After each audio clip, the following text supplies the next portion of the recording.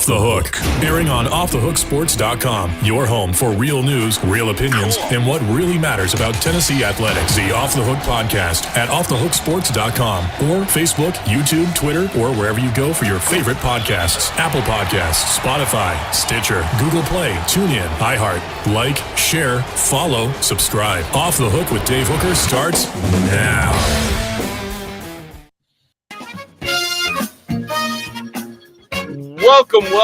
Welcome on this day after the Vols with their monstrous record-setting season-opening win against Ball State. If you were up last night, you probably know that Amanda and I were talking about, and we invite you to join us after games throughout the season. So we have a monstrous show lined up that we're looking forward to, all set to be joined by Calhoun. That should be a lot of fun. And I also want to get your comments on Tennessee last night. So let's go ahead and begin down and dirty at 30. And Amanda LaFrada, we start with Tennessee. Let's get your thoughts on the Vols and what they were able to do last night against Ball State. It's pretty impressive. I'm not going to lie. I was wouldn't say delightfully surprised because obviously I'm a rival fan. However, I would say I would be delightfully surprised if I were a Tennessee fan because I think that they did a very good job. Defense showed up. I mean, 2 interceptions. It's pretty good for a secondary that you considered, bottom of the SEC last year. So, I mean, very impressive all the way around. Just looked like a unit, looked like a team. Looked like, somebody that wanted to be there, a coach that was ready to be there. And what surprised me the most, and I thought was the biggest strength of Tennessee, was after the game, where reporters ask you, how do you feel? And what are you expecting for the team coming up? It was a lot of with Heupel going, well, we didn't do this right. We didn't do this right. We didn't do this right. But all the way around, pretty good. I thought he sounded pretty pleased. No, he was pleased, but also pointing out the mistakes that were made in a 59-10 victory, which a lot of people say every time Nick Saban does that, people are like, oh, he's just complaining, got to find something to complain about. No, that's how you do it. That's how you coach. You look at the mistakes. I'm sorry, the Down and Dirty at 30, brought to you by Honeybee Coffee. We want to get to our special guest. Caleb Calhoun will join us in a bit with OTH Off the Hook Sports. We'll get his thoughts on the game last night. Also, Josh Ward will join us of Sports Animal like right now. The Down and Dirty at 30 brought to you by Honeybee Coffee. Honeybee Coffee is absolutely unbelievable. The Down and Dirty at 30, a couple of things to get to, but I want to get right to Josh. So the Tennessee game last night, we're going to break down Pitt's victory, and they needed some help. There is no question about it, and some good fortune. And some news from the Tennessee Titans. It's not good. Outside linebacker Harold Landry III tore an ACL. He had 12 sacks last year, so that's a big loss for the Vols. That is monstrous. So we're joined now by Josh Ward of the Sports Animal, as good as there is in the biz. We certainly appreciate it. Josh's appearance is brought to you by Zool Beer Company. But first, Josh, you like the Zool. I brought you the Zool, but you're also a fan of the Honeybee. I do love both. Honeybee's right down the road from my house, the Farragut location. It's a great setup, several locations, and it's kind of my go-to meeting spot. So, hey, we're out west, want to meet up somewhere, have a quick meeting, talk about something, just go to Honeybee. It's easy. Coffee's great. Yep, good stuff. So check out Honeybee and also Zool Beer Company. They've got the beer, ice cream. It's not for kids. A great panoramic view downtown. Josh is thinking, man, I might be able to put my kids to sleep at night. You read my mind, Dave. Yes, yes. So, Josh, Don't do it. Again, brought to you by Zool Beer Company. And Zool Beer Company, great panoramic views downtown, worldwide award-winning beer, which is difficult to say, the official craft beer of Off the Hook Sports. All right, Josh, let's get to it. I want to remind everybody to hit that subscribe and like button so we show up in your feed more often. Just want to open it up. Really simple. Your thoughts. You're at the game last night. I think Tennessee probably came out of the win against Ball State with plenty of things that will show up on film that they need to work on, while still coming out of a game where they won by 49 points. And I think very quickly it's easy to think about what this offense can do and what Hendon Hooker can do and Cedric Tillman coming back and taking for granted what Tennessee's able to do against a team that they were okay enough last year. We'll see, having to replace so many players last year, how Ball State ends up doing over the course of the season. Physically, there's no matchup for Ball State against Tennessee, but I think it was kind of the best of both worlds. But Josh Heupel will be able to find plenty of things, probably some along the line of scrimmage, mistakes that maybe we didn't catch that were made at different times. I know there's still some questions at cornerback. Where are they going to be exactly? Tamari McDonald making a play early. Kamal Haddon making some plays in the game. Those are guys we talked about in August that are positive. So plenty to work on, and we can't overreact to a performance against a team like Ball State that just can't match up with Tennessee. But we also can remember not so long ago games like this where Tennessee would really have a tough time. Just a year ago, coming out of the Bowling Green game, that Friday, a lot of the conversation was as if Tennessee had lost because there were some pretty glaring issues. Not as many glaring issues this time. I think that is a sign of progress within the program after a year. Josh, we can break down stats and look at the stat sheet and the box score all day long, but I'm going to go with something that's a little different. I just thought Tennessee's body language looked very good. In particular, Hendon Hooker. They just looked far, far, far more comfortable, Josh. I don't think there's any doubt there. And yeah, Hendon probably has some throws. They'll say, man, I missed this or that. And that's not necessarily a bad thing, considering what I just said. You're going to find things that you need to work on. Hendon's going to see that as well. But the rapport with Cedric Tillman, I think, is obvious. I think the development of Jalen Hyatt, Princeton Fant, and Jacob Warren coming back at tight end.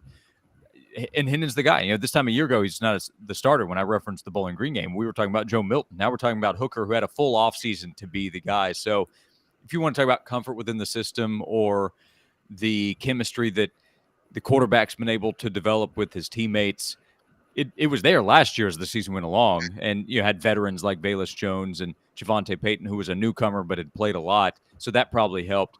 Now you're asking guys to step up in new roles or bigger roles. Brew McCoy is new to the team, but he's been in big college programs at USC, that brief stint at Texas. So coming into Tennessee, he does know what's asked of a player, a high-level player in a big-time program. That has to help. And then, we spent so much time talking about the culture over the last 18 months or so, and it's a word that's used too often. But I think it does apply to the standard. That's a word that has to apply as well, of what's expected day in, day out, internally, not externally, not what fans are saying about how many games they need to win. Internally, what needs to be done every day. I think there's a pretty clear understanding of that. Great. Amanda, jump in there. Oh, okay. So what were you most surprised about watching this game? I'm assuming you watched the game. I did. I was at Neyland Stadium. Oh, yeah. Cool. Good. I watched it at home. What were you most surprised about, pleasantly and not so pleasantly? Well, I'll start with maybe the disappointing surprise, if it would be that. And I don't know that it's a big deal. Part of it was probably what Ball State was trying to do offensively. And that's, Tennessee didn't get to the quarterback. And we knew going in that they would be quick throws, and they probably knew, hey, they've got guys on the outside, Byron Young and Tyler Barron and Joshua Josephs, who got some good time. So Ball State knew that Tennessee would be coming after the quarterback, but they still never got there. And I would have expected that would have happened. So that would be one that would be probably more disappointing. I would say that I don't know that it counts as a surprise here, but on the positive side, it would be that Tennessee really just kept it going. And I was still a little skeptical because of second quarter woes a year ago, but Tennessee through the first half to the start of the second half, they really just kept it going. And then when the backups came in, this is where I'm always skeptical in general. Are you really going to keep running the offense, or are you going to take your foot off the gas? And they didn't. They got to 59 points, could have been more potentially. And Joe Milton was able to go in and show, I think, some signs of progress there. I recognize the opponent. That the pass to Jimmy Holiday that is not a throw that many people in college football can make. No. His arm is just, it's obvious. But, when we talk about his arm, we're talking about bombs down the field. That was on a rope to Holiday, who's in stride, and where he catches the ball with the momentum of his body.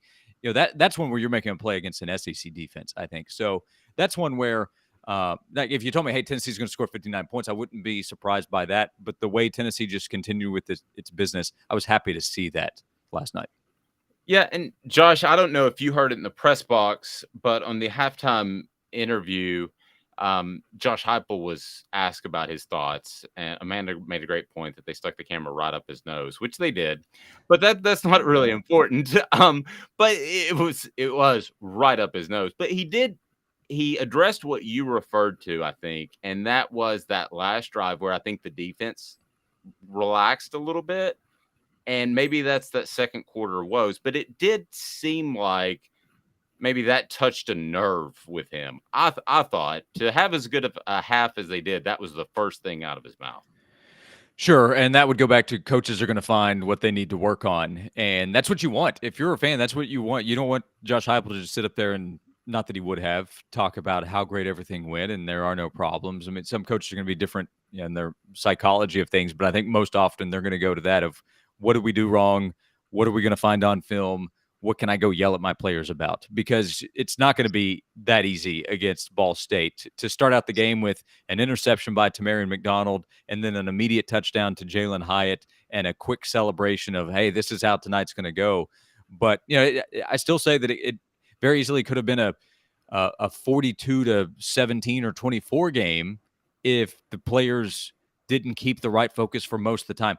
I expect here's why if there's some kind of slip up or let down mentally, at times I don't I don't harp on it too much, because while I'm watching the game, I mentally check out for a little bit in that kind of game. And I would if I were a player, I guarantee, especially if I know I'm just that much better. So I expect there to be some of that within a game. But they got out of there with a 49-point win. So that's why I say if you can beat them by 49 and just cruise through the game and still find some things that you need to work on, because that's always going to happen. That to me is as close as you can get in the crazy college football world and in the mindset of a coach to the best of both worlds. Yeah, absolutely. So we know the Pitt game's coming up, and we watched Pitt last night, but dun, dun, dun. Go ahead. Sorry. Not really dun, dun, dun. If you watched Pitt last night, how are you expecting that to play out? And do you see where Tennessee is dominant in certain areas and will be able to shut down Pitt? That's my there. Yeah, shut down, I'm not sure. But, defensively, I think offensively, Tennessee is going to put up a lot of points. I think Tennessee will be able to move the football, and this will be a much better line of scrimmage test. So that will be one of our biggest questions, I think, going into this Pittsburgh game is Pitt up front defensively. They're going to try to come after Hendon Hooker and force some mistakes and create some pressure, and we'll get a better idea of where Tennessee is at tackle and pass rush, because that's just something Ball State had no chance and didn't even try that much. Pitt will try probably, and you have the coaching matchup between Narduzzi and Josh Heupel, where Pitt will be as prepared as they can be for what Josh Heupel wants to do offensively. I still think the Vols will find plenty of advantages and have a chance to go for 40+. I mean, they almost hit it last year with a quarterback change in the middle of the game. But defensively, Tennessee, Warren Burrell had some spots I thought where had a tough time. Pitt's going to see that and see, can they attack? Can they run the football? They have a couple of guys that showed on Thursday night that they could make some plays in the game. So line of scrimmage will be the biggest question going in, but my initial thought, a little more than a week before the game, I do like Tennessee going up to Pitt, and I plan to pick Tennessee, and I doubt that my opinion will change unless we hear something drastic personnel-wise with Tennessee, which I don't anticipate. So I think the Vols are in a good spot getting ready to go to Pitt next week, and Tennessee's going to have revenge on its mind a little bit. Pitt's going to have confidence because it knows, even though you have some personnel changes at quarterback and receiver and coaching as well, but Pitt knows, hey, we went to Knoxville last year, we can win. So you'll have confident Pitt coming off an emotional win. You'll have Tennessee with confidence for obvious reasons. Josh, I got one on offense and one on defense. I'm going to let you out of here. I know you got a busy day and a family to attend to. I want to start on offense. I thought it was pretty clear that Tennessee has settled on its two tailbacks. Dylan Sampson would be the third guy, but I think the first two were pretty obvious based on the first half. Yeah, that's coming back to trust in veterans. As the season goes along, let's see. They have legitimately really liked what they've seen from Dylan Sampson, but like I was talking about pass rush and what Pittsburgh's going to try to bring. Well, that comes back to pass protection for Tennessee, and you're going to have more trust in Jabari Small, who's obviously the number one guy, and then Jalen Wright, who's played more. So let's see, does Sampson get more of an opportunity within the game to try to make a play, because that's his obvious upside for Tennessee. My guess is that they come back to being safer in protecting Hooker and protecting the offense, and then work in Sampson and Williams-Thomas as the season goes along. At some point, you still have to prepare as if somebody might go down, because that's the nature of the position. And we talked a few weeks ago about Justin Williams-Thomas. Still love his upside. Sampson, he's a smaller guy with more home run ability that does fit really well in this offense. So as the year goes along, we'll see more of him. I'm not sure that we're going to see a lot more of him in Tennessee's first road game, in its first game against a Power 5 team. Josh, in the defense, lastly, I just want to leave you with this. As far as the defense, and I'm an X's and O's guy. I saw a lot of multiple fronts, a lot of twists and stunts that they were doing different up front. I wonder how much more comfortable Tim Banks is with this group, and now that he's had a year under his belt. Probably a lot more comfortable, and I do think more confident in more players. So we saw a lot of guys up front fairly early on the defensive line. The arrival of Joshua Josephs and James Pierce created some buzz in camp. We saw Josephs early in the game. Dominique Bailey is a player that we heard about over the last few weeks of camp. Saw him in the game, and then players that we knew would help start things out. They still need to create more pressure, but Banks leading at linebacker, I think there's more confidence there. More players in the secondary to count on. Again, how high of a level can they play against elite receivers? That's a question to be answered later. But they didn't have any change on the defensive side in the staff. That had to help the players as they get ready to play bigger roles this season, and some transfers coming in and development along the defensive line when you have somebody like Rodney Garner. That's why I think this defense has a chance to be better this year. Not great. I wouldn't say elite in the SEC, but better than it was a year ago. Josh Ward again of the Sports Animal. Last thing, Josh, did you make your 5 a.m. workout this morning? I almost texted you, but it was a late game, and I didn't know what the traffic was like leaving Neyland Stadium. So, Dave, because I know that that's a judgmental tone, I did not. However, if you keep up with health science, sleep is also very important when it comes to that restorative sleep. And if I was getting up for the 5 a.m. workout, I was not getting the restorative sleep. So, no, I did not, and I gave a good reason why. I'm rocking 2 hours right now, Josh. I'm rocking 2 hours of sleep. I might have to swing by Honeybee, though, still on the way to the office. I promise you that. Nice plug. And tonight, to go to sleep, you got Zool Beer Company. The weekend is here, thankfully, too, and a big college football weekend. I can't wait for it. Best to you and the family, sir. We will talk to you next week. We appreciate it. You got it. Thank you. Thank you. Josh Ward is fantastic of the Sports Animal. You can hear him noon to 3 each and every day. And, yeah, I agree with everything that Josh said. I want to get to the comments, so keep them coming. We're going to get to all of them. But, Amanda, you really do have to, as we said last night, you have to nitpick to find something wrong with that performance. And that's what coaches do. Yeah, of course. And like I'm saying with, Heupel, it's good and it's refreshing to see a coach at Tennessee actually come out and not be just ear to ear smile like after a victory like that. Josh Heupel was happy. I'm not saying he wasn't happy with the performance, but his first, his intuition, his first thing to go to is, okay, we need to work on this and this and this. And that, to me, makes a coach. That makes a coach. Not the, okay, here we are, champions of life or whatever it was with Butch Jones. I don't know if you know some of the behind the scenes stuff with Butch, but you sound like you do, because he was like that. I mean, he always pushed the positive trajectory of the program.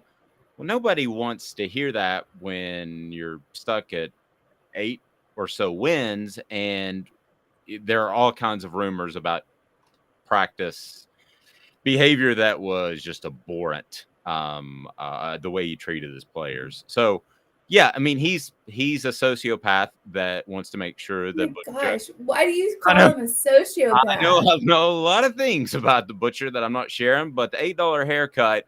Okay, let me take away the haircut. Let me- What is about the hair? Leave his haircut alone. Let me take away the sociopath part. Let me say self-centered. He wanted everybody to think he was doing a better job than he was. And when in reality, that's the cool thing about sports is at the end of the day, you win or you lose.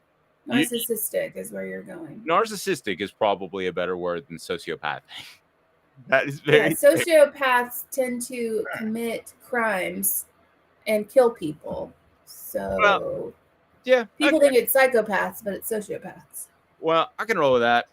I do think though that the point you brought up about Heupel and the fact that he was not pleased with a lopsided win says a lot about the standards that he has for this program. And that's what he should say. He shouldn't be out there, out in front, selling it as, wow, that was incredible. So proud of our guys. I mean, goodness sake, that's Ball State. I could play Ball State. No that's bragging about kicking a dog. I mean, that just did. I mean, it doesn't.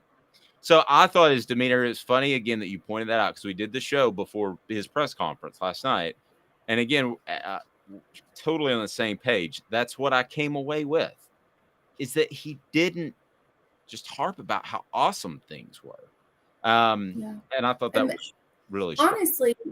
If we're comparing dogs here, Ball State is like a Chihuahua. Let's be honest. I was going to say a little dog too, actually, but I didn't want to offend Ava. You're a little dog. Okay, she doesn't care, but she's like, Ball State's like a Chihuahua. She's not easily offended. She's very confident in herself. She is very confident. Ball State is like a Chihuahua, and you have, like, in comparison, you'll have Georgia, who's like a pit bull. So you don't ever brag about kicking a Chihuahua. It's not lie. Exactly. Well, yeah, exactly. I totally agree. And I got today's tough question. It is coming up, and it's brought to you by Pedego of Chattanooga. Pedego is a locally owned store where you'll be treated like family. As the region's foremost electric bike experts, they put their hearts into helping you find the perfect electric bike. They've got the service and all the good stuff that's right there at Pedego Chattanooga. So we get to it now. It is time for today's tough question with Amanda LaFrada and Dave Hooker. We do our research. Have you done your research? We're working like heck. Today's tough question. What's the real debate? You sipping my soupe, Guadalupe? Exclusively on Off the Hook Sports with Dave Hooker and Amanda LaFrada. You drinking my sake, Kimosabi? Oh, my God. All righty, Amanda LaFrada, today's tough question, I'm guessing. And as for our commenters there, I'm going to get right to you. And I also want you to know that you will answer today's tough question that Amanda will present to you now. So, Amanda, what do we got? Today's tough question brought to you by Pedego of Chattanooga. Well, I mean, we can just go with the obvious, I guess. And that's, how, confident are you in Tennessee this season? Yeah. And does it really change after last night? I think it did. With you, it did, I think. With me, I'm still a little hesitant to change anything I thought preseason just because of the opponent in Ball State. But let me know how you want to set that up. It didn't change. It didn't change me. I'm sitting over here going, Tennessee's going to beat Georgia this season. So, no, I was expecting a victory. I wasn't expecting this big of one. So it doesn't really change what I feel. I just never, when it comes to betting and stuff, I will never take the favorite. I will never take a favorite plus 30 plus points. I just don't do that. No, I don't blame you. I wouldn't play that number either. No. But I thought that Tennessee would win by 30. So how are we going to phrase the question? Because Tennessee fans might feel differently. So it didn't really change our perspective, but it might have changed some people's perspective. So John saying we'll never beat Georgia with that defensive performance last night. Wow, it's pretty strong. Sit Burrell, I'm telling you, he's a liability. John agrees with that. John says give the defense a C+. So maybe some people have lower expectations. I don't know how you could, but do you want to include that as part of the question? Yeah, I can. But the Georgia thing is I'm not expecting their defense to be that great just because they've had to replace literally almost everyone. If I had Georgia's offense versus Tennessee's offense right now, I would take Tennessee's offense all day. That's why I'm going more of, well, I'm sorry, I just would. That's why I'm going more leaning towards Tennessee upsetting Georgia because of that. They have the depth now to hang. And because of that, I'm going Tennessee beating Georgia. I would take Cedric Tillman. I would take Hendon Hooker over Stetson Bennett. I would take Hendon Hooker over Stetson Bennett every day of the week. I mean, I don't know who wouldn't. I would too. I have no argument with that. So how are we phrasing today's tough question? You decide during the break, and we will be right back in 2 minutes to get to your comments. Hang tight. We're going to continue to break down the game last night with Caleb Calhoun of Off the Hook Sports. More after this with Amanda LaFrada. I'm Dave Hooker. 2 minutes. Mike Davis here with City Heating and Air, reminding you to always dare to compare. Our team provides quality local heating and air service, installation, and maintenance across East Tennessee. We use only the best equipment like American Standard heating and air conditioning for your residential, new construction, or commercial needs. Honesty, dependability, and customer satisfaction have been the cornerstones of our business since 1961. City Heat and Air. Dare to compare. Vols here. I want to personally invite you to North Knoxville's newest sports bar and restaurant. It's Big Orange Phillies, located in Black Oak Center. And yes, folks, it's happening in Halls. Big Orange Phillies offers family-friendly environment with homemade meals and the best deli-style subs around. Billiards, darts, jukebox, shuffleboard, and cornhole, and a full bar. We also offer valet parking on weekends and during special events. We even have a covered back patio. It's happening at Big Orange Phillies. We want, we need, and we appreciate your business. Hi, Mike Davis here with City Heating and Air, reminding you to always dare to compare. Our team provides quality local heating and air service, installation, and maintenance across East Tennessee. We use only the best equipment like American Standard heating and air conditioning for your residential, new construction, or commercial needs. Honesty, dependability, and customer satisfaction have been the cornerstones of our business since 1961. City Heat and Air. Dare to compare. This is Al's Nest Barbecue Supply, so come on in and see all the different rubs and sauces we have, plus a complete line of Green Mountain grills. Don't be overwhelmed. We have plenty of help so you can produce the best barbecue and amaze your family and friends. Barbecue is America's food. We'll do what we can to bring you all the best products. We're Al's Nest Barbecue, where Chattanooga goes to grill.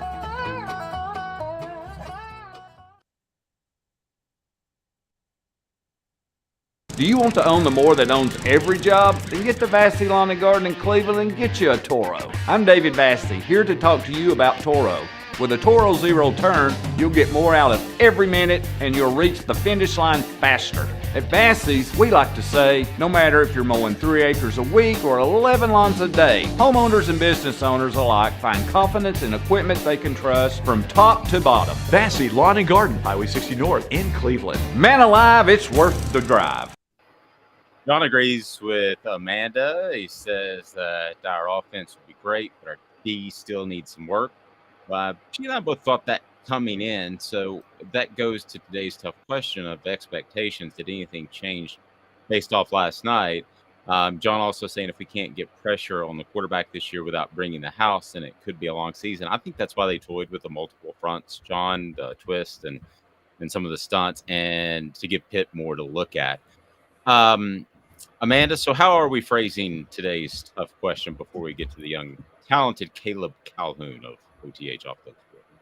I said, how confident are you in the Vols going forward this season? Not very. Losing 5 or more games, somewhat. Losing 3 or more, fairly confident. Losing 3 or less, and super losing 2 or less. So based on, okay, gotcha. How would you answer that question? You want to think about it? Let me bring Caleb in, get his thoughts, because you've got your thinking face on. I do.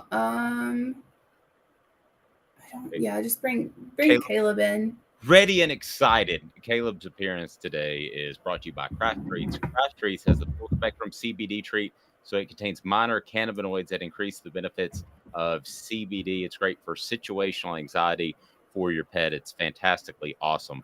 So Caleb Calhoun is jumping on board now, and Caleb has a bit of a Wi-Fi issue and a dog that's apparently attacking him. So Caleb, we will do that another time. So Caleb has a Wi-Fi outage in his area, but I did want to get to and that's okay, Caleb. We'll make it up next week, buddy. But I did want to get to one of the things that Caleb mentioned in his column. It's on Off the Hook Sports. Please subscribe and hit that button and go ahead and like it so we can be a part of your day. We're here each and every weekday at 8:30. Amanda, one of the leads that Caleb brought up was that Hendon Hooker played incredibly well. What did you think about his play? And I'm going to kind of lead us down a path based off what he wrote. I thought he was exceptionally good. I mean, there are a couple of things that it's a couple of questionable passes, I think. But other than that, I thought he was really, really, really good. I mean, I fully confident in his abilities. Yep. And in a little more than a half, so they ran him out there in order to get kind of go through the rhythm of being in a football game, going through halftime. He was really, really good, I thought. And when you look at his stat line, it reflects that 18 of 25, 222 yards, 2 touchdowns, and also was pretty darn good on the ground as well, as he was able to score twice there near the goal line. So, Amanda, what Caleb led with, I thought was interesting, and it was, could this be the beginning of a Heisman campaign? Well, it is the beginning. It is the beginning of a Heisman campaign. It doesn't mean that he'll win the Heisman or is a strong contender even. But yes, that's a good start to any season or any campaign of any sort. Well, when you have 2 passing touchdowns and 2 running touchdowns as the quarterback, I think that's a pretty good start for anybody. I mean, to be quite honest, his name is going to be mentioned in the Heisman, consideration until Tennessee loses a game. And if they drop a game, then his name will go out. We see it every year for a bunch of different quarterbacks, running backs, whatever. They're always mentioned in the Heisman talk until they drop a game. And then later on in the season, when everybody's dropped a game, they'll come back into the Heisman talk. It's all about who is the most talked about or looked at by game 11, pretty much, is who's going to win the Heisman. Yep, and you don't win the Heisman in October. You just don't. And you certainly don't win it in September. So, he could have a fantastic game against Pitt and he could have a fantastic game against Florida, but that doesn't mean he's going to even end up in New York if they take 5 finalists. And I don't think he has a realistic shot at winning the Heisman because the current Heisman Trophy winner is there. I think Hendon Hooker is a great story. I think he'll put up great numbers, but I don't think Tennessee's team's there with record-wise to have a realistic Heisman shot. I mean, you and I disagree on Georgia, but I think we do agree that Tennessee's a 9-win team. I don't think a 9-win team quarterback is going to be able to topple. Let's just say Bryce Young has another great year. Let's even say Alabama doesn't win a national title and they just have an awesome season. Still, I don't know how you couldn't pick him.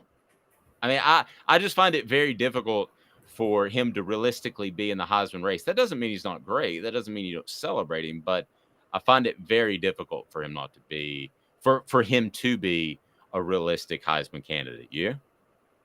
I don't see how he couldn't be a realistic Heisman candidate, just to be honest. I just don't. I don't see how. So you disagree? So you think he will be?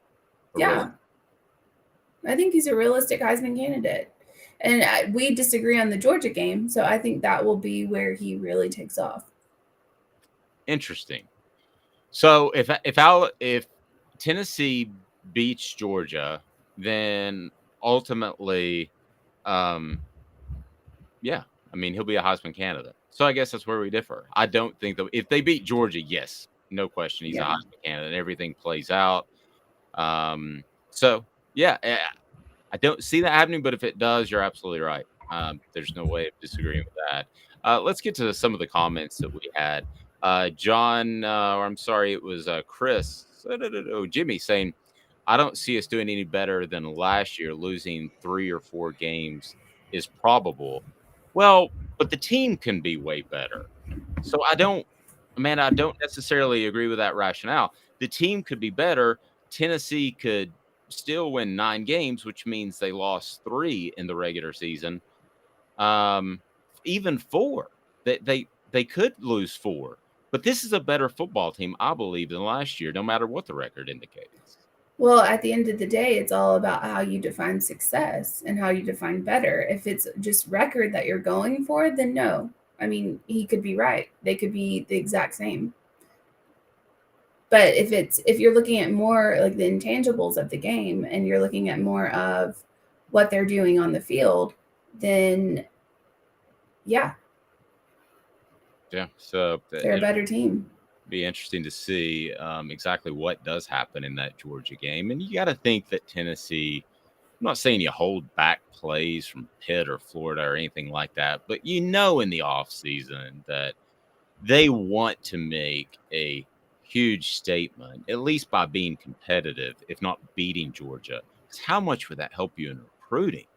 I mean, it would be immense. I don't place a lot of weight in one game typically as far as a prospect's decision. But given Atlanta, the vicinity, and the fact that Georgia's kind of that big bad team in the East that Tennessee has to topple, and that would get a lot of prospects' attention. I don't think there's any question about that. Yeah, I mean, beating Georgia, they were the national champions last year, and it's not like they're LSU, who were the national champions and then just fell off the face of the earth. They're good. They're still good. Georgia's going to be good. I don't think they'll be as good as they were last season. I don't think they'll really even be close, to be honest. However, I'm probably wrong, and I'll take it. I don't care. I'll be wrong. But I just don't see it happening. I just don't see it. I feel like Tennessee can go in there and they can win. I mean, they can win that game. I think they can. Will they ultimately is going to define it. But even if you keep it close, I think you've got I think you've got something really to hang your hat on. So when we look back at the game last night, I think it's very clear, and we talked to Josh about this, that Jalen Wright and Jabari Small are going to be and in reverse order, the 2 tailbacks that Tennessee relies on. So they both got 13 carries. Jabari Small got 63 yards, 88 yards for Wright. And so you might say, hey, Wright had a better day. Maybe he's the number 1 guy. But I thought Jabari Small looked like the better tailback. I just thought Jalen Wright had some better opportunities. I thought it was noticeable. We've talked a lot about Jabari and the weight that he has put on. Amanda, I thought that was noticeable last night and some of his power. I don't know that he had that last year. And then I think Dylan Sampson's a good third. We used to call him scat back, but they're all kind of scat backs with the way they spread the field now. But Tennessee's trio of running backs, if that's where they settle, is pretty good heading into the Pitt game. And then I do think at some point Justin Williams-Thomas will emerge and be a factor. if he emerges and and becomes a factor, then you're having problems with your running back position. Let's define factor and make sure we're on the same page. I think that he is, based off what I've been told, he's so talented. Once he figures everything out, that he is going to do something this year. Now, what is a factor? I use the word factor. Maybe that's not a good word, but I do think that he will get in games. He got in the opener. He's just a freshman. He's too physically gifted not to. I think it's probably about pass protection, and I think he's a little unsure right now, which is a tailback you just can't be. But at the end of the day, man, he's so talented. But listen, if Jabari Small is your guy, I mean, where do you think Jabari Small ranks among the top backs in the SEC? Top half, right now. Third? Well, we don't. I mean, we haven't seen them all. But I would say by the end of the year, based off what he did last year and the added weight, we'll be talking about top quarter, top third, somewhere in there. Go ahead. I'm sorry. My thing with the Justin Williams-Thomas thing is I believe, and this is probably just watching years and years and years of Bama with the running backs that have been, you know who they are. Like, you have people like Derrick Henry sitting for a year behind other running backs when you know that clearly Henry was the more talented back. It says something about your program. And I know this year with the, NIL and all that stuff being transfer portal being wide open, you don't want to keep a talent like that on the back burner for a long time, because then they'll just transfer out where they can start and they can play. So I get why you want to spread it out a little bit just to keep the players that you have, and especially if it's a big talent. However, I think if I were a coach, Justin Williams-Thomas, I would redshirt him. I think you have enough depth. You have 3 backs that you can work with. And I'd redshirt him and keep him for another year. Again, that's the NIL, but this is the NIL we're talking about. So if you do redshirt him and you don't play him, will he leave? It's possible.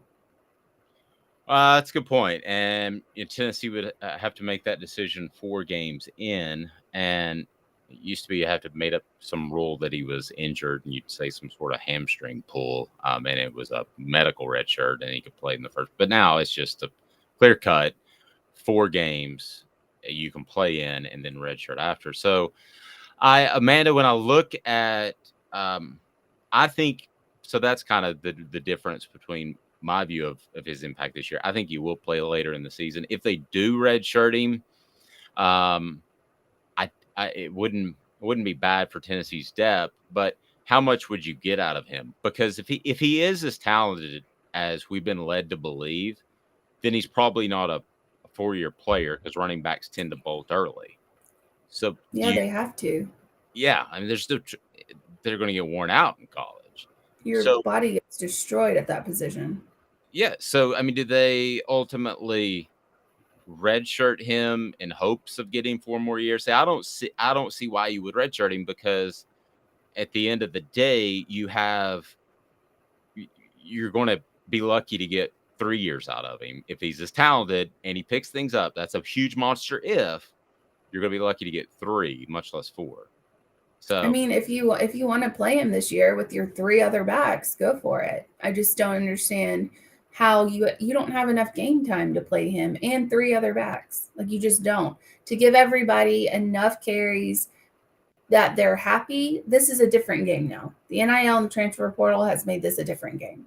You have to keep the players happy, unfortunately, and I'm not saying it's bad for players to be happy, but your number one priority as a coach now is to keep your players happy so that they don't leave.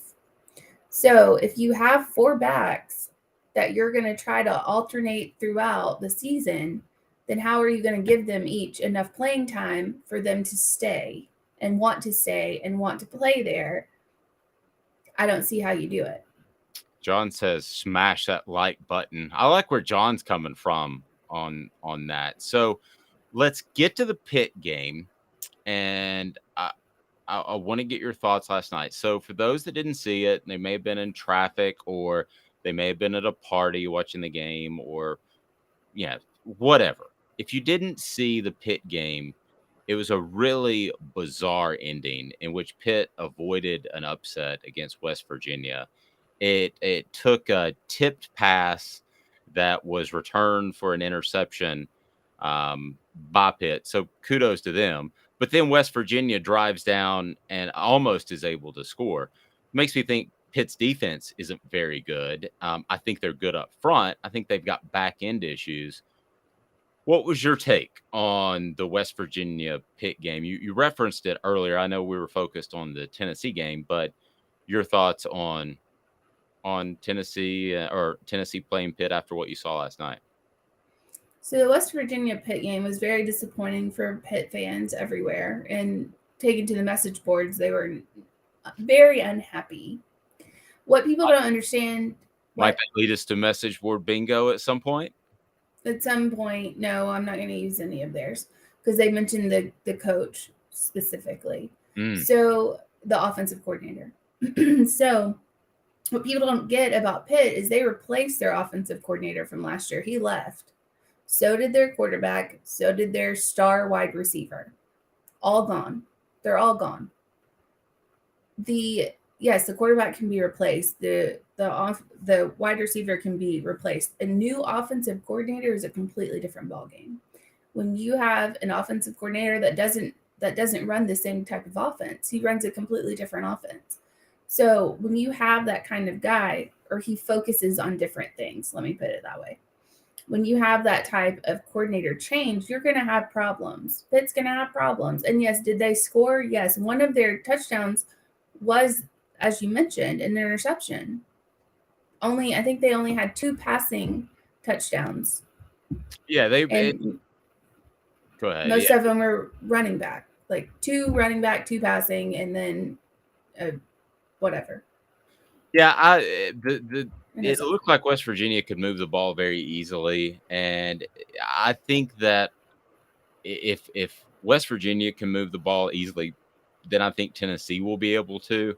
Now, I don't know that you're going to see the running game be as effective as it was against Pitt.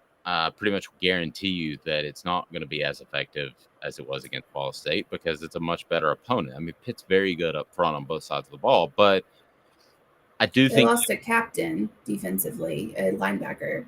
They're struggling linebacker-wise, and also secondary. Yeah. Well, and I did a write-up on them. That's what I saw. Yeah, I mean, I think they had real issues in their whole back seven, including the linebackers. I'll apologize. Did he get hurt last night, or was it before the game? No, they lost him last year. Oh, okay. He transferred out. Sorry. Okay. The whole back seven to me looked like they were discombobulated at times. Now, again, they had the interception, but that was a weird carry pass.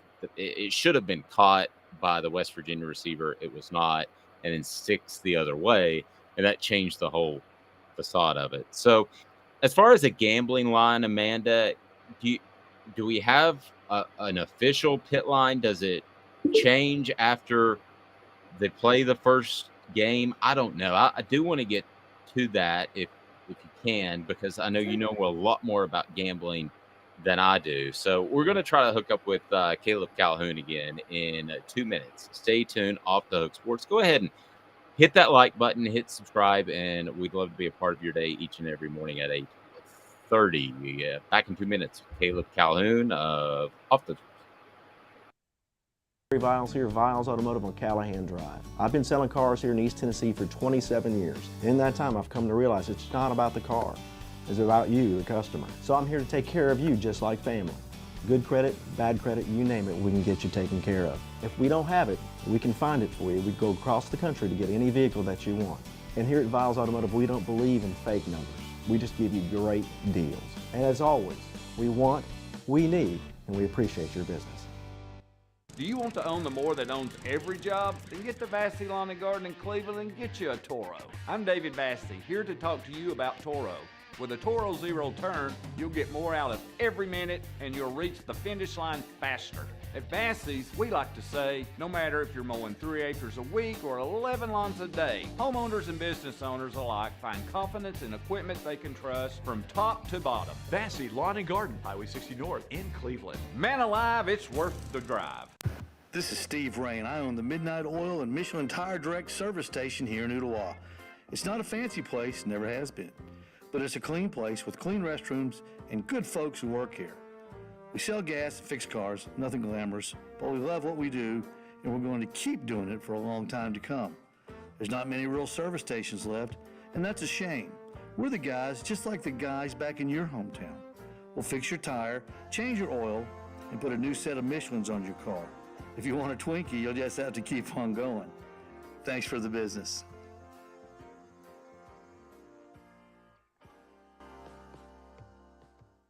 Hi, Mike Davis here with City Heating and Air, reminding you to always dare to compare.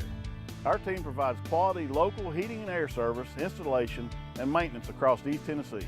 We use only the best equipment like American Standard heating and air conditioning for your residential, new construction, or commercial needs. Honesty, dependability, and customer satisfaction have been the cornerstones of our business since 1961. City Heat and Air. Dare to compare. Guys, you got to check out Alice Nest Barbecue. Alice Nest Barbecue is your home for all your barbecue needs. I don't care what that is, if it's the rubs, if it's the sauces, it's all right there.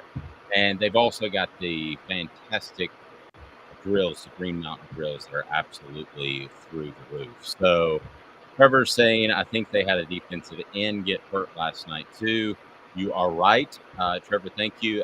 Deslin Alexandre suffered an injury versus West Virginia. He left in the first half. He was a captain as well. So Amanda referring to a lost linebacker last year. And now Pitt has its second captain, essentially a calendar year lost. So we'll see how serious it is. Obviously, we don't know. It's a right arm injury at this point. They'll do test on, I'm sure. Alexandria went down on a pass play in the second quarter. The quarterback, JT Daniels, need to see him last night, but remained down on the field in apparent pain. So we'll see, but he did give a thumbs up. So how hurt is he? I don't know. You've got a long week. Remember that, too. With The thumbs up normally means a bad injury. I think the thumbs up usually means he thinks he's okay, at least. No, that means like that's a moral booster. Like it's like hang in there, guys, for the rest of you, because I ain't playing another down. The players I talked to said that they would give. I'm sure it's different from player to player. Would give the thumbs up to let their family members know that they're okay.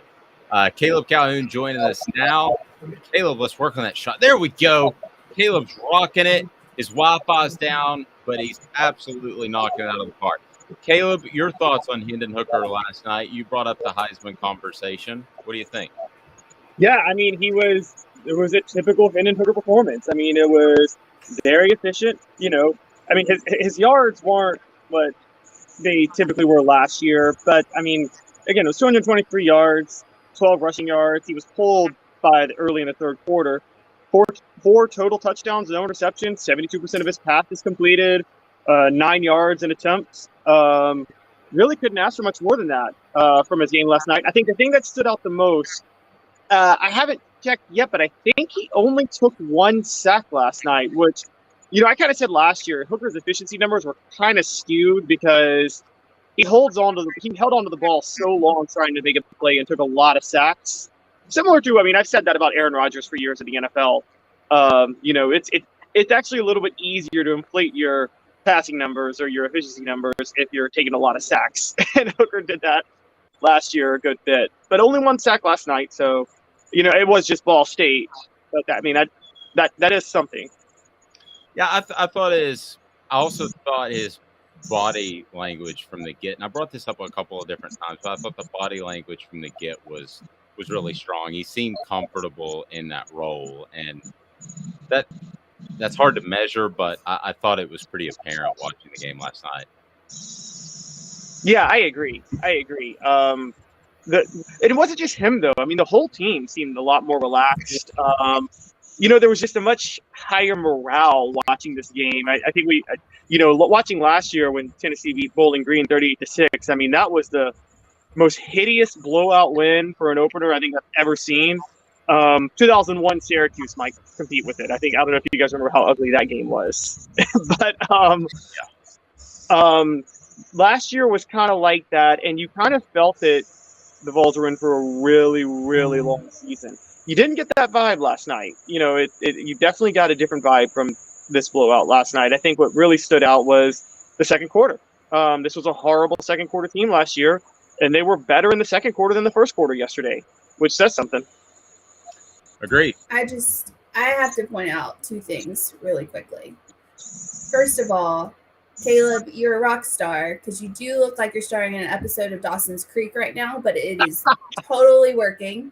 And second of all, you're sitting there without a computer in your hand or like looking at another screen. These are just stats that are coming out of your mouth that are in your head. So that's pretty insane to me as just a fellow college football fan that you're just spouting these things from like games of basically like 2001. It's just insane. Okay, that's all I have to say. And Amanda, I was fact checking him too to see if there was a sack. I didn't think there was, but I checked and he was absolutely right. So yeah, pretty strong stuff. Caleb, as far as the defense, do you really pull anything away from that game? I mean, again, we're talking about Ball State, so everything's kind of judged on a scale.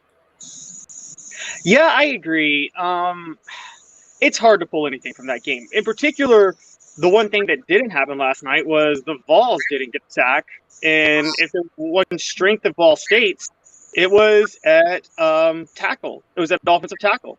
So, I mean, it's really hard for me to take anything seriously about that after, again, it was Ball State's one strength is offensive tackle, and the Vols didn't get a sack yesterday. That kind of stands out.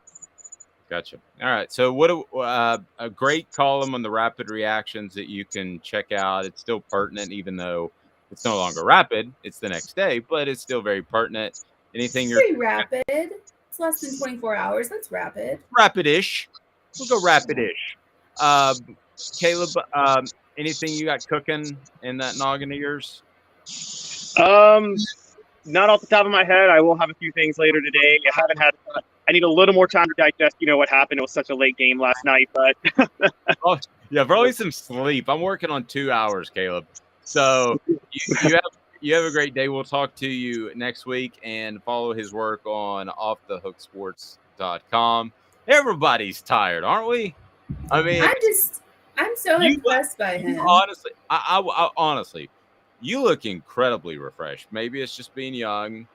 Maybe it's just being a good-looking person, or maybe it's makeup. Whatever it is, makeup. You don't look tired at all. I look at myself, and I think I aged a little bit last night, but yeah, I mean, I thought it was well worth it. Now I can't imagine. Oh no, is it bad? No, I'm telling you why. It's concealer. Oh, I need concealer? I'm down with concealer if you tell me I do. Do not put on makeup as a guy. Don't do it. I don't care what anyone says. I don't care if you're a dude and you call yourself Andrea. Do not put on makeup. I will say this. Don't do it. I won't. I can see how, though, for the TV guys, because there's some TV guys that will leave the studio and still have the makeup on. Yes. I can see how it would be addictive. Because when I did the ESPN shot, and I drive to Charlotte, I just did one of them. They do the makeup, and you look at yourself in the mirror, and I guess that was 2012, so that would have made me mid-30s. I was like, whoa, Dave's back in college. Yeah. Holy Hannah. I thought of how much does this makeup artist cost, and can I take her home? But, I mean, what does she charge? Because at first I didn't want it. And I can't remember who it was. It was Tom Luganville or whoever it was came up to me and said, trust me, man, thrown with a bunch of people that have makeup, and you don't, it's going to stand out. And he was darn right. And I was this close to saying I don't want to do it because I never worn makeup before. But oh, you should see some of those. Like really, really look at some of the. If you could ever go on like Instagram Reels or TikTok, there are some crazy makeup transformations where girls don't even look like themselves. Like you cannot compare like one girl, her before and her after. You're like, that's a different person. But you watch it and it goes through the whole process and you're like, this is witchcraft. I mean, it really is. It's witchcraft. Boys, be careful. Girls with makeup can do anything. What's stronger, filters or makeup? Makeup. Makeup. Is filter a close second, or is it there even at all? No, not comparatively speaking. You can have a filter that goes on your face, like on, Snapchat or wherever, and it can make you look different. But if you don't have makeup on, you're not going to be like, now a lot of girls do the makeup and they do the filters, and it's a lot. Like it's a lot. But what about, because you don't. Is it the duck lips they call it with the filter? Is that too much? I think that's in the past now because they came out and said like if you do the duck lips all the time, then you get like the little lines around your mouth that make you look like a cat's anus. You know what I mean? No, I don't. I haven't looked at cat recently. It's been a while. Actually, it's official, Amanda. Before we start breaking down the Pitt game a little bit more. It is official. My outside cat has become an inside cat. It went from stray to fed to inside. And just I told my family, I said, I'm allergic to cats. Okay. So this is how I gave it in. I gave in bit by bit. I said, okay, it can come up. Just keep it upstairs. Well, what happened? It's downstairs. Okay. Just keep it off the couch. So I go last night on an appointment before the game, come back. Where is the cat sitting that I'm allergic to? Exactly where I was going to watch the game. Do you know I was allergic to cats too? But because every time I would go over to my friend's house to cat sit, I would just eyes would swell up and nose and just like everything felt like it was closing. But I got a cat. Because my dog picked her out. I wanted another dog, but we went to the Humane Center Society, Pound, whatever, and she picked out the cat. This is very random, crazy as it seems. Plus, the cat attacked my ex-boyfriend. So I was like, yes, that's the cat I want. Let's grab her now. So anyway, got her. Now I'm not allergic to her anymore. Like my body just got used to all of her cat things, I guess. Yeah, well, I actually had the allergy test when I was like 20. I was in college when I was 22 years old. And we're going to get to your comments. I'm sorry, but I had a cat when I was 22 years old, and I had these allergies, big, huge whelps. Like I would wear a baseball hat over and a hoodie because like I looked like I had some sort of serious malady. And we thought it was cats, and we didn't know. So I did the whole prick test on the back where they determine what you're allergic to. And they said, you're basically allergic to everything. I was My like, mom is too. Yeah. But they said allergies come and go. So the cool part is I actually like cats more than dogs. And I have not had the watery eyes or puffiness since the cat's been in. So maybe it went away and I haven't petted it yet. That's the next step. Because then you're going to touch your face. Okay. And the cat dander, and Trevor saying they were getting the ball out quick last night. They didn't hardly hold the ball at all last night. I'm not panicking about the pass rush. I agree. Trevor says if you get a tabby cat, they all act like dogs in my experience level. What is a tabby? Mine does not. Ryan, the thing that stood out to me the most was Aaron Beasley. He was all over the place. He was sharp last night. I thought Aaron Beasley was very good. And somebody else posted Jeremy Banks. He was conspicuously absent. Well, I mean, he's not going to make monstrous plays each and every game. I think that's getting a little ahead of oneself. And but I do think that Jeremy Banks and Aaron Beasley, based off the way he played last night, will be pretty good duo for the Vols.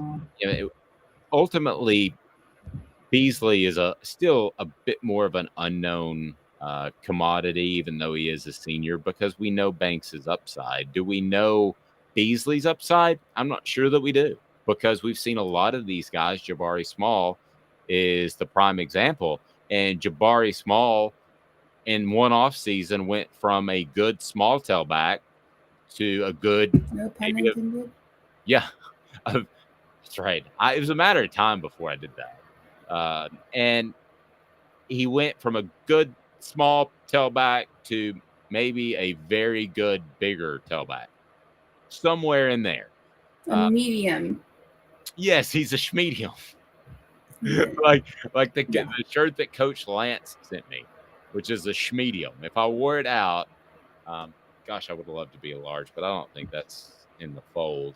The Mattress Place, 22 years on Chapman Highway, Marine Corps veteran owned, and the Mattress Place has over 225 5-star Google reviews. If you go anywhere else for a mattress, you're crazy. Tell them Off the Hook Sports sent you. No gimmicks, just 30 to 70% off each and every day. That is the Mattress Place. All right, so go ahead and line them up. Are you concerned about Pitt? More or less? Just want to get some comments here. We've got today's tough question based off how yesterday may have affected, last night may have affected what you think about Tennessee's success this season. I don't think Amanda and I really changed our opinion of the Vols, even though she didn't think that it would be a blowout victory. But I think we both still are. I thought it was going to be 31 points. That's a blowout. Okay, you didn't think it would be that lopsided. 49 points? I don't think anyone, except for the guy who said 63 yesterday. Probably darn near nailed it. Except for him, I did not think it was going to be 49 points. I predicted 31. All right, so let's let's get to this Pitt breakdown. Want to make sure that you hit that like and subscribe button, because we want to be a part of your day-to-day. So after what you saw from Pitt last night, and we touched base on this a little bit, I actually believe that after what I saw last night, it would be more disappointing in my mind if Tennessee lost to Pitt, because I didn't think Pitt was very good last night. And like garbage.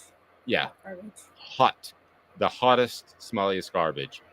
And I mean, at this point, if Tennessee doesn't beat Pitt based off what I saw last night, I think it would be a huge disappointment. I would have said a significant disappointment yesterday.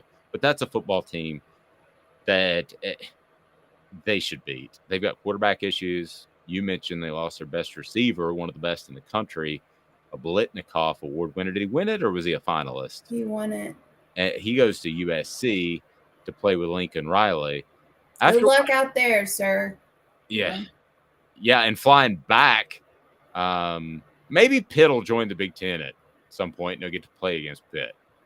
I just hope he doesn't try to transfer out of USC, because if he does, Lord have mercy, I don't know how long it's going to take before his eligibility kicks in. Continuing on. It's probably true. Amanda has some strong feelings on that, which I love. And can't stand USC. Yeah. I'm going to like writing them a check here based off the way things happening in the Hooker household. But that's a conversation for another day. So support our sponsors. Oh, yes. God. I know. What were Pitt's quarterback numbers last night? I couldn't imagine West Virginia defense as good as UT's. So, let's take a look at the game, as a matter of fact, because that was where I was going. As far as the numbers, when you start to break it down and you look at the game last night, the numbers I thought told half the story. I really think that, based off what Amanda said, that they just looked bad. I mean, they didn't look ready to play, and that was the problem. But you asked for the numbers, I'll give them to you. So as far as the numbers, JT Daniels, let's start with what West Virginia did. JT Daniels, he was 23 of 40, 214 yards, touchdown, and an interception against Pitt's defensive backs. Now, again, that interception, I want you to keep in mind that was a carry-on pass. It was tipped. I mean, it should have been caught. Auburn-like interception. It's an Auburn-like interception, which means it shouldn't have been intercepted. Yeah, I mean, it was right through the guy's hands. I mean, that really, there should be a way in statistical record keeping to put that on the receiver. Call it Auburn-like. Yeah, I mean, just throw Auburn-like. But to specifically address Trevor's question, what were Pitt's quarterback numbers? I mean, they were decent. 16 for 24. I mean, it's okay, but it's efficient. It's West Virginia. At 308 yards against West Virginia, Keaton Slovis. Yeah, I mean, I thought he had a good opening game. But again, you watch that game, and I did watch it last night after the Tennessee game. I just didn't think that was a game that it should have won. I thought the better team on that night actually lost because of the fluky play. And that game was really close to going into overtime. It was a drop pass headed into the end zone that was ruled down. But ultimately, when it comes down to it, I think that you're going to be looking at a Pitt team that is not nearly as motivated as Tennessee. So not to give away any secrets or anything like that, but I can tell you that it didn't sit well with Tennessee losing to Pitt last year. Now, it never sits well losing to any team, but that one in particular. And I think that Tennessee truly believes that they can go to Pitt and win. So do we have? Yeah, I do too. I do. Do we have a number on that? A point spread? It seems like, and please correct me if I'm wrong, because you know much more about gambling. It seems like we saw a 3.5 point spread at some point a couple of weeks ago. I think it was 4.5, but let me look on. Okay. Yeah. Let me look. 1 second. You know, that's one of those numbers. This is why I don't gamble. Okay. Because that's one of those numbers that I think is an easy Tennessee pick. So that means that it probably will be right about the number. Because Vegas. Well, it probably changed. Yeah, I would think so, based off what happened. Dave Hooker, any relation to Hendon? Yes, he's my nephew.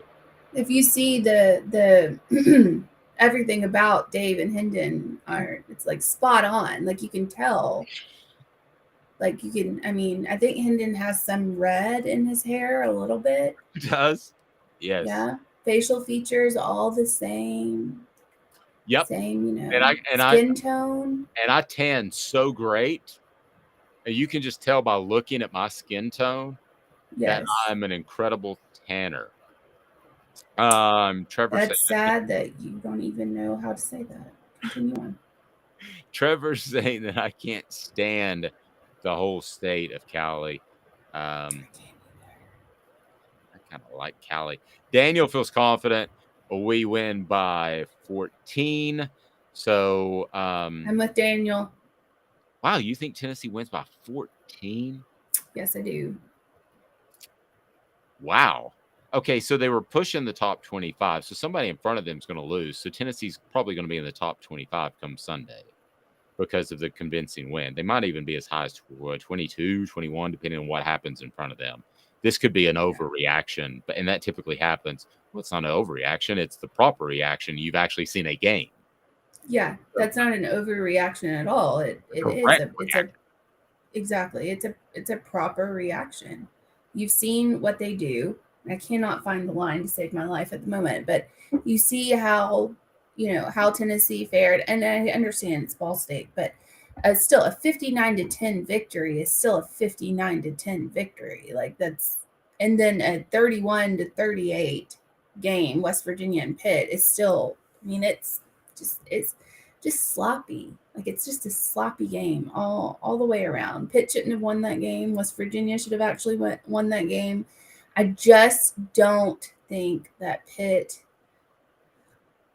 I don't think they're anywhere close to what they were last year. So it's not an overreaction. Agreed. And it was Kenny Pickett. And for those that didn't watch the game, it was basically the exact opposite of what Tennessee was. It wasn't crisp. It wasn't come out there with confidence. And at the end of the day, I did find it Pitt a 4-point favorite now, according to Vegas Insider. I don't know. Are you sure? Go by. That's what I'm looking at is where it's moved. +4? Is Pitt +4? -4. Pitt's a 4-point favorite, according to Vegas Insider, which is the one I go to.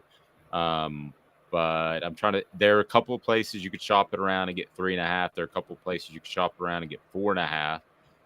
I don't know why you did that. If Pitt is a 4-point favorite at this moment, I would highly suggest everyone get on their betting app and take Tennessee. Well, I don't give gambling advice, but I completely agree with you, and I hope I don't curse you because I'm so bad at picking against the spread. But especially if you're curious, you should have jumped on it on Saturday, August the 6th. It was actually 4.5. So it started originally at 3.5 way back in May for those that really want to gamble quickly. Got up to 4.5 the first week of August, and now it's settled down at 4.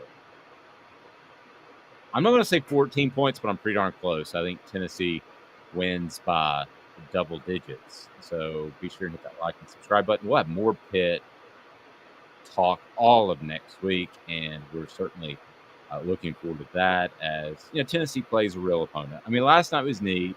You got the flyover, you got the light show, you got all neat. Well, I mean, it was what I thought it would be, and basically what you thought it would be, just a little more so.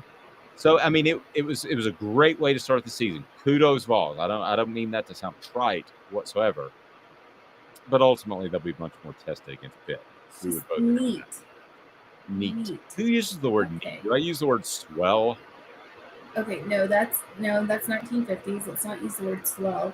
But just neat is very 1990s, like Clueless era. Oh, like the Clueless Alicia Silverstone?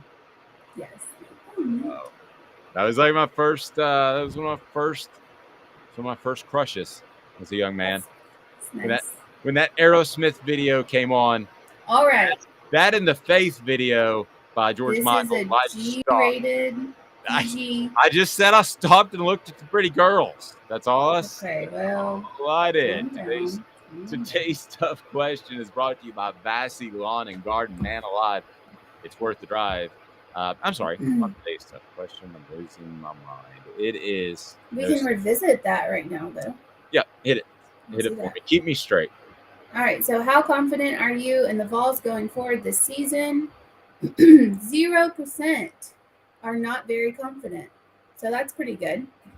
0% of people are not very confident. So no one is, whatever. Coming in second is super confident, losing less than 2 games. That is an 11 percentile. Fairly losing less than 3 is our winner at the moment, 45%, and somewhat losing 3 or more is 43.2%. So right now, people are fairly confident in the Tennessee Vols. Dakota's saying yes. Tennessee is going to kill Pitt, especially if Pittsburgh plays like they did last night. Well, I will guarantee if they play like they did last night, they're going to win. But they may have a bounce back factor.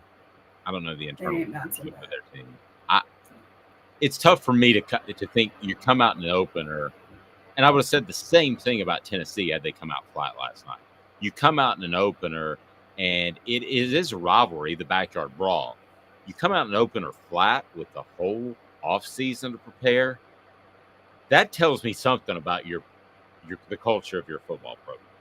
Tells me you shouldn't be ranked, and that's why preseason rankings don't mean anything. Yeah, you shouldn't be ranked at 17th or whatever they're ranked at. It's ridiculous. I never thought they should have been either. Completely agree. And it'll be interesting. Could they drop in the rankings? Because I think that they will. They might be in the 20s. Because I have known voters over the years, and some have the mindset of you basically reset each and every week as far as how you – now others do it more like a slotting system, and they'll bump people up. But for the ones that like to to reset it, Pitt will drop out of the top 25 for a lot of voters. They'll at least drop into the top, or they'll at least drop into the 20s, I would say. Like the lower, probably like 24-ish, but they'll drop. Maybe not completely out of the top 25, but they'll drop for sure. Dakota said you also have to think about it. Tennessee isn't going to open up the playbook against Ball State. I disagree with that a little bit. I thought they opened up the playbook more defensively to give Pitt more to worry about. And then I think they look at what they were successful at, and they'll actually call that down. So on the defensive side of the ball, I think they showed more. On the offensive side, did they show anything new? Probably not. I would be stunned. But I think you show Pitt more to prepare for heading into this week, and I think that's what they did last night. All those multiples that they ran with that I mentioned earlier, those are eventually going to be called down to what they do best. But Pitt has to prepare for all of it, and we'll see what they're able to do. So I tell you what, how about a little message board bingo, Amanda LaFrada? What do you think of that? Are you excited about message board bingo, or are you going to beat me down? Because it is time for message board bingo, and message board bingo is brought to you by our friends at Vols Automotive Group. It's all about integrity. Vols Automotive Group, man, they've got financing, they've got the service department, keeps you rolling. Shopping made easy because they have great selection. Most people don't. Amanda LaFrada, it is time for message board bingo. All right. So, terrible coaching. Wow. Hold on.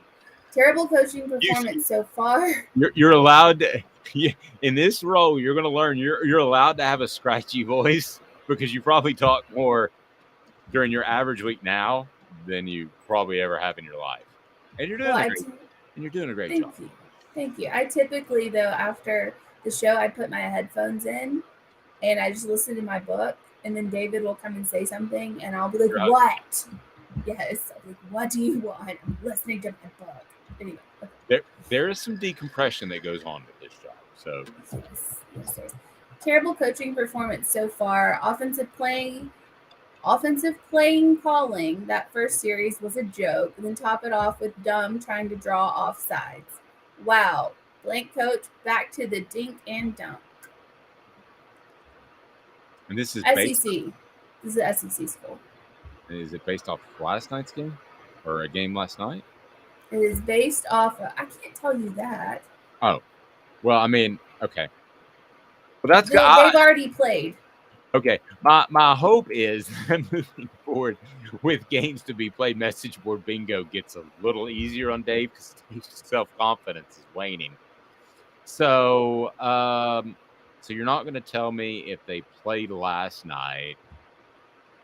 I told you what conference it is. You told me it was the SEC. All right, just repeat the front end. I just need like the front sentence. All right, terrible coaching performance so far. Offensive playing calling. That first series was a joke, and top it off with dumb trying to draw offsides. I'll tell you what. I'm struggling. I do not know who it is.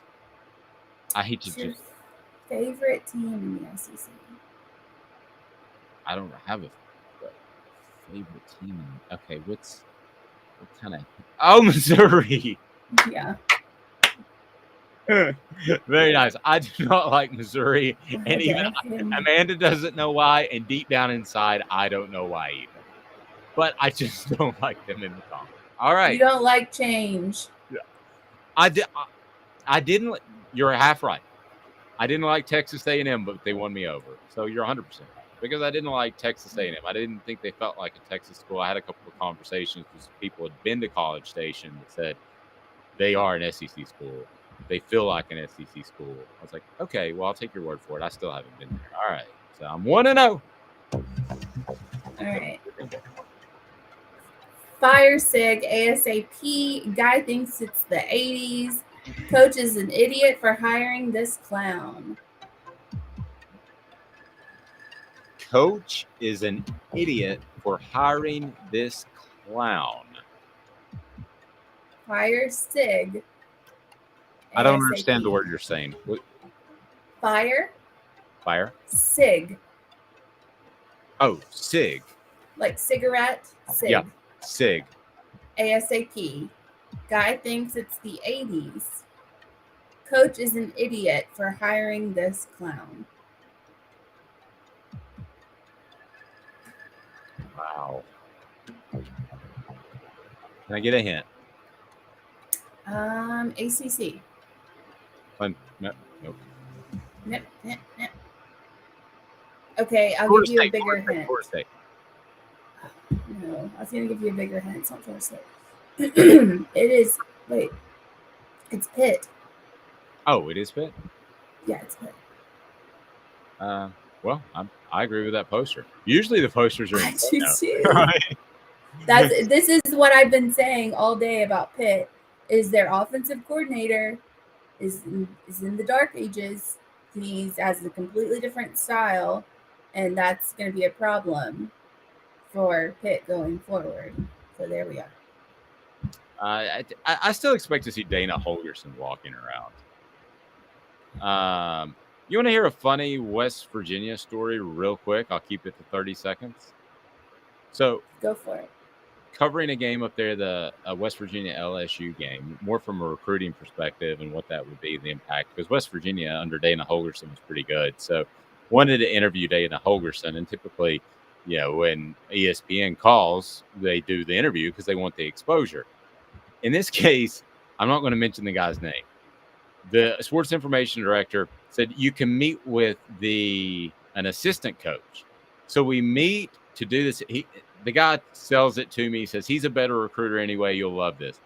We meet there. They've got a huge recruiting weekend, and he has a couple of beers for lunch right before he's going to host the kids. Sometimes you just need that boost. That's not. I mean, I can't imagine being around families and having alcohol in your breath and saying, I'm going to take care of your son. But Ed Orgeron was a great recruiter, so maybe it'll work. So Very awkward. Do we have another one for message board bingo? Yes. Ed Orgeron also dated someone that was like the age of his daughter. So that's fair. And bought her an apartment on campus. Well, I don't think there's enough money in the world to make me sleep with him. So, okay. See. Yeah. Self-respect, lady. Self-respect. Okay. I don't even want to imagine. Look up. Nope. There's another story I can't tell about Ed Orgeron. Oh, please, dear God, no. I'm going to throw up. Okay. I don't think I can I'm going to give you 3 posts from this specific fan base. I don't think I can take another 12 games of this. Some ... stuff here from Clifford. What's our coach's buyout? In all honesty, how don't you fire the offensive line coach? What improvement? Can I have a hint? Big Ten. So one more. Is this based off an Ireland game? I can't just give you things. Okay. Well, then. Hold on. This is the same game, but the opposing fan base. Okay. I'm going to go Nebraska on the first. Okay. Same game, opposing fan base. Nice job by our dumb head coach. We ran one time in the last 3 possessions up 3 points. I've been a head coach guy, but this is some serious coaching malpractice. So is that Big Ten, same game, opposite fan base? That has to be Northwestern. If I'm right, I don't feel like I'm right. Is it Penn State, Purdue? Yes. Okay. All right. That makes a lot more sense. All right, because the first half I felt decent about my chances, and then as you continued, I felt worse and worse as we went along. So yeah, Penn State was the first comments. the show's flown by today. They tend to do that during football season. We're staying with you a little longer than usual because we got to get to this day in sports history. This day in sports history. Putting things in perspective, exclusively on Off the Hook Sports with Dave Hooker. You're so old. When you were a kid, rainbows were black and white. And Amanda LaFrada. New kids on the block just called. They wanted you as a backup dancer. All righty, Amanda. You have to go first. Oh, in this day? Okay. Yes. I have it's funny you say that because I'd never pull one up and I just always play off you, but I was goofing around last night and I did find one that was, I thought, very interesting. In 1973, do you know who Billy Martin is, by the way? I do not. Okay. Billy Martin is the guy that you've probably seen in a highlight that ran off the field to an umpire with the Yankees back in the 70s. Okay. So Billy liked the booze. And that got in the way of his managing a couple of different times. So in 1973, Billy Martin was fired as the Detroit Tigers manager due to continual differences with the front office, which probably meant booze. So guess where he went after that? Billy wasn't done. How many jobs, Amanda, do you think he got after that as a manager in Major League Baseball after being fired? 5. Half right. 10. No, not that kind of half. Half right. Okay. I'll explain to you why you're half right. Okay. He got 8 different jobs after that. 5 of them were with the New York Yankees. They hired him 5 times. He's like George Costanza. They would fire him, and then they'd bring him back and fire him. I knew the Billy Martin story, and I think he passed away actually due to a DUI. And I knew a lot about Billy Martin, but I would have guessed. So he drove drunk and killed himself, basically? Yes. Okay, because I was like, how do you pass away from a DUI? But okay, there we go. Yeah, just kind of soft pedaling it a little bit, I guess. But yeah, it's been, gosh, it was way back when. It was 2014, I believe. I'm sorry. It was 25 years before 2014, so it would have been like 99. So it's been a long time ago. That's 15 years. That is, yes. Be 89. 89. There we go. You get old, they all run together, Amanda. It's your fault. It's your fault for working with somebody as old as me. I mean, I'm practically falling apart. I don't feel like that's accurate. Thank you. You can't blame that on me. Oh, I thought you were saying I'm not old. That too. Thank you. You're welcome. But you fished for that one, didn't you? I did.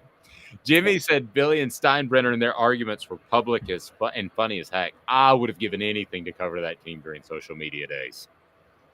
Like, that would have been awesome. All right. You wouldn't have to. I bet they'd air their dirty laundry out there. Yeah. They just have the press conference in a hall, and Billy's already had a couple of pops of scotch. All right. She's Amanda LaFrada. I have sports history. Oh, I'm sorry. You go. This day in sports history. Have mercy. Okay. So yesterday, I didn't know this was yesterday, but I'm going to pull this up. 15 years ago, yesterday, and I guess it still counts because it's the first week of college football, App State defeats Michigan at home, at Michigan's home, in the big house, and it was a wonderful day for everyone in sports. Yeah, I remember exactly where I was. Trying to get to the Cal game. And God, why?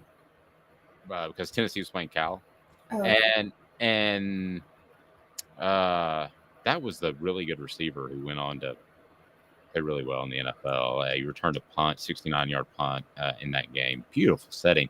But I remember walking up there thinking, Amanda, imagine if you replaced all the alcohol at a typical tailgate with weed. That is what that fan base was like. Everybody was chill and having a good time. There was a hippie. Yeah, Cal. Oh yeah. duh. So there was a hippie, like literally up in the tree protesting something. He was completely nude. So you look up, that's not a good view. And I took my wife to that game. We both looked up, but was he well groomed?